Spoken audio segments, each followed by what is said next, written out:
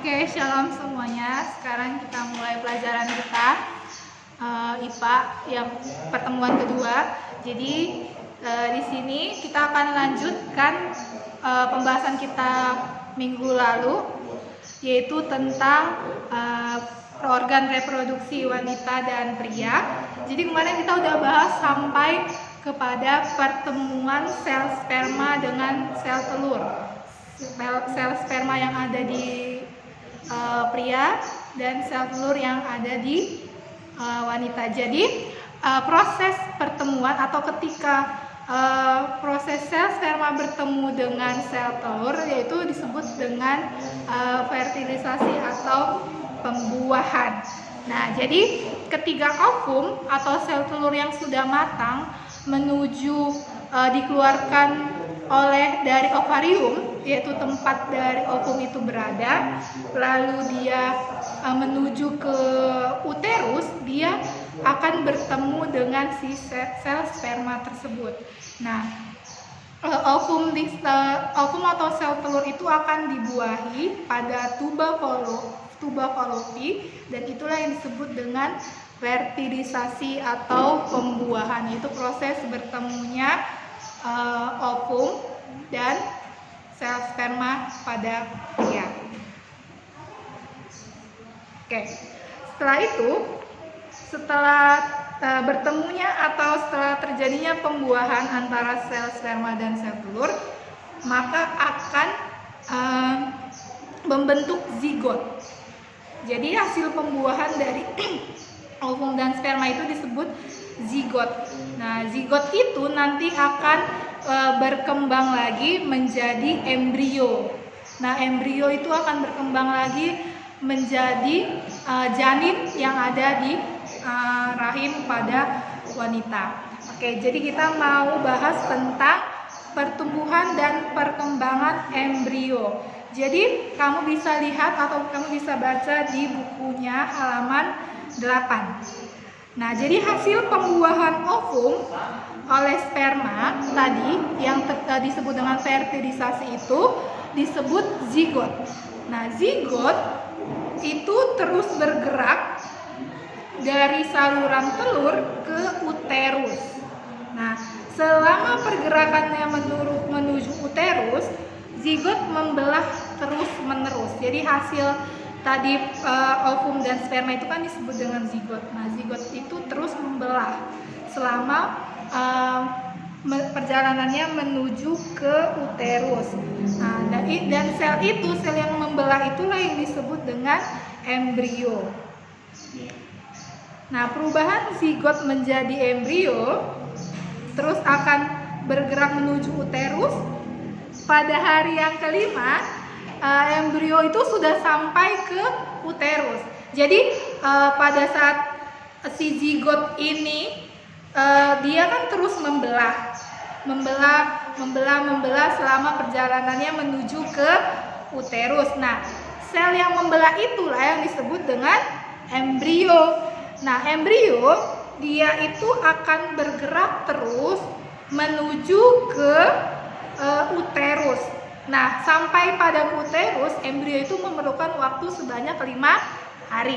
Nah, pada hari yang kelima si embrio ini sudah sampai di uterus atau rahim. Uterus itu adalah rahim dari wanita. Lalu pada hari yang ketujuh, embrio itu akan menempel pada dinding uterus atau dinding rahim dari seorang wanita. Nah, lalu selanjutnya ini mulai dari perjalanan atau pertumbuhan si bakal janin atau bakal yang nanti akan menjadi manusia. Itu mulai dari hari pertama yaitu pembuahan, lalu si zigot ini membentuk embrio. Embrionya ini akan menuju ke uterus dengan perjalanan selama 5 hari. Setelah itu berarti udah berumur 5 hari nih, si embrionya ini udah berumur 5 hari. Lalu pada hari yang ketujuh, si embrio ini berarti umurnya udah 7 hari, dia menempel di dinding rahim atau uterus, ya kan? Selanjutnya dia akan berkembang lagi sampai hari ke-12. Nah, sampai di hari ke-12, terbentuklah lapisan luar atau ectodermis.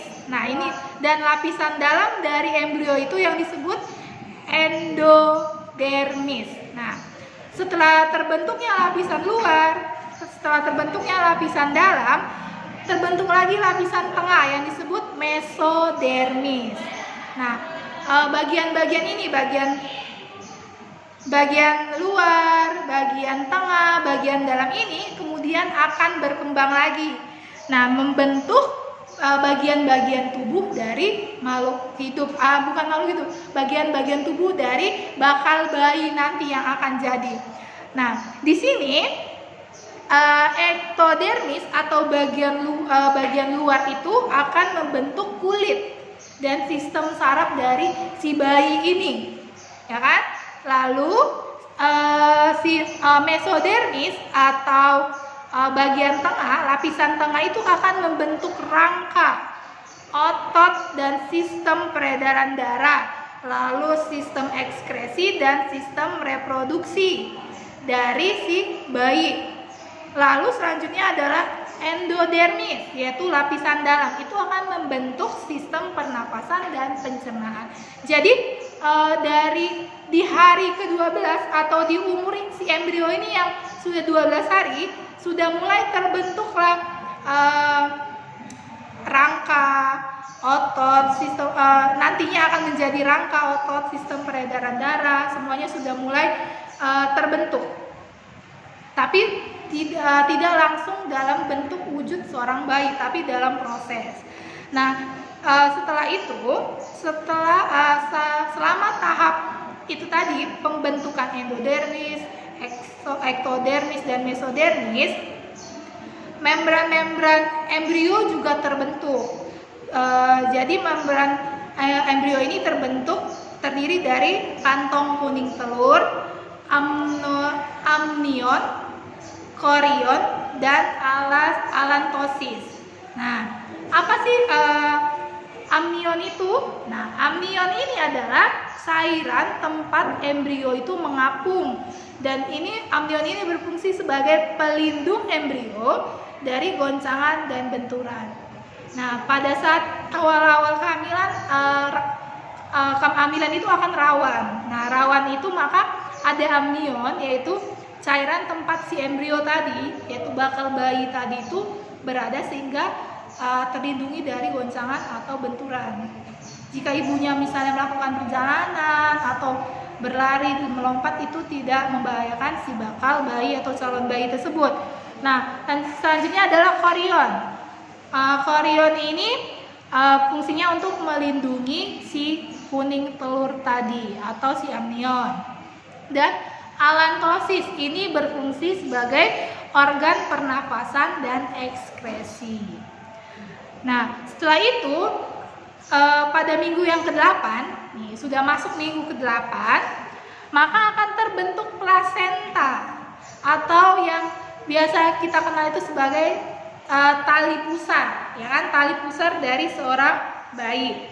Nah, plasenta ini sangat penting untuk si bayi ini juga, karena plasenta ini berfungsi atau berperan sebagai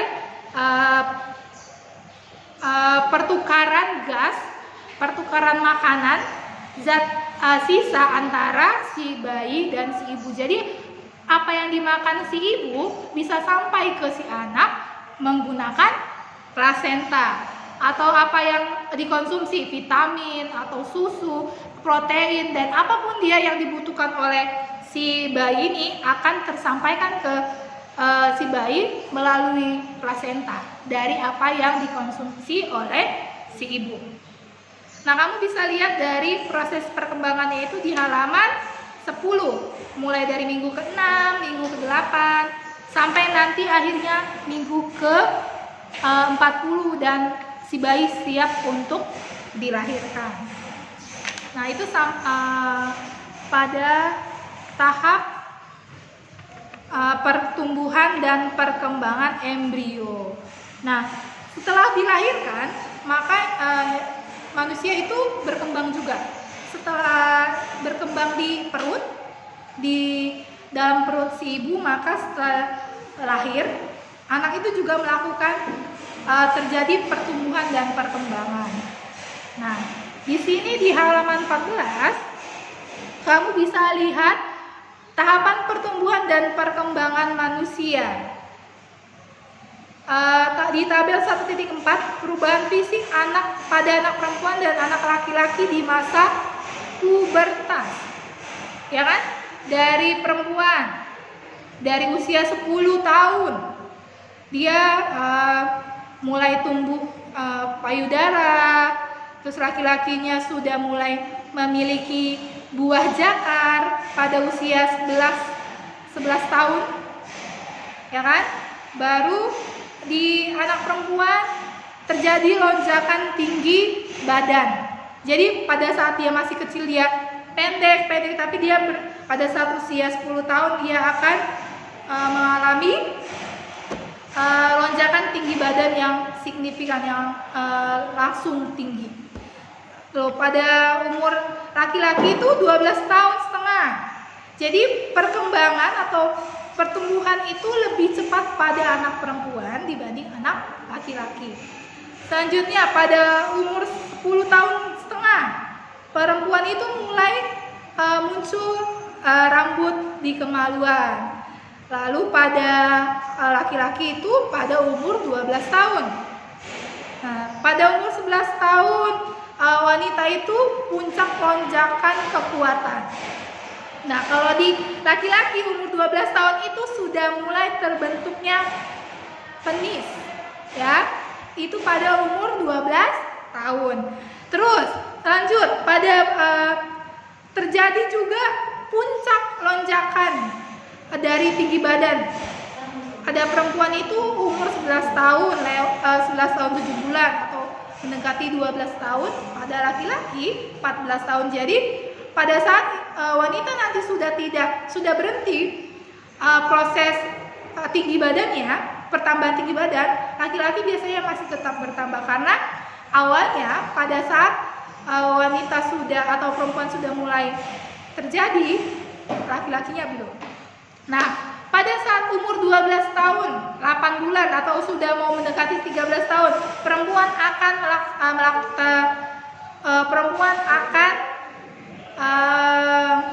terjadi atau akan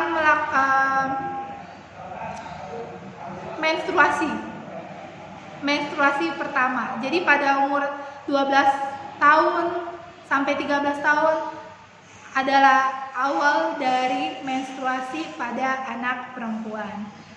Nah, lalu pada anak laki-laki di umur 13 tahun akan terjadi penyemburan pertama air mani, ya kan?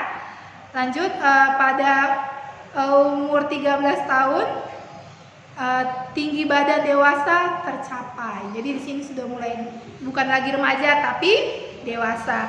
Nah, pada laki-laki pada umur 14 tahun dia akan apa? Rambut wajah mulai tumbuh, ya. Kumis, ya kan, jenggot, dan itu mulai tumbuh pada usia 14 tahun. Nah, terus lanjut pada umur 14 tahun wanita itu akan mengalami akhir atau puncak dari pertumbuhan buah dada. Jadi pada umur 14 tahun ini sudah tidak terjadi lagi pertambahan besar atau pertumbuhan dari buah dada pada anak perempuan. Nah, pada anak laki-laki umur 14 tahun ini suara sudah mulai terdengar dalam, sudah bongor, enggak lagi kayak suara anak-anak, kan? Nah, pada umur 14 tahun, 14,5 tahun pada wanita, pada anak perempuan akan tumbuh rambut kemaluan. Jadi sudah tidak lagi bertambah lagi, ini sudah puncaknya, sudah akhir. Nah, pada laki-laki umur 14 tahun setengah itu pertumbuhan penisnya sudah mencapai akhir, sudah selesai, tidak lagi bertambah lagi, sudah berhenti pertumbuhannya, ya kan? Terus dari sini perempuan sudah tidak terjadi lagi pertumbuhan, tapi laki-laki masih ada umur 15 tahun masih puncak lonjakan kekuatan, terus tinggi badan juga. Nah, pada wanita sudah tidak terjadi lagi tinggi badan, tapi laki-laki masih terjadi lonjakan atau tinggi badannya itu masih bertambah. Lanjut lagi ke tinggi badan 15 tahun setengah, sudah sampai ke tinggi badan dewasa tercapai. Nah, sudah lagi bukan anak-anak lagi tapi sudah dewasa. Nah, pada 15 tahun setengah juga terjadi juga pertumbuhan rambut kemaluan pada laki-laki berhenti.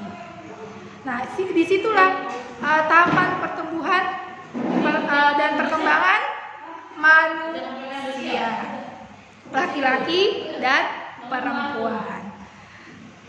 Nah, selanjutnya kita akan lanjut lagi minggu depan.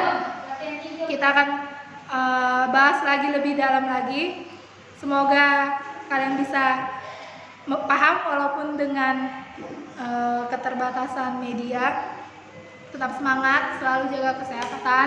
Nanti Miss akan kasih tugas lewat Juknis di WA. Tuhan Yesus memberkati.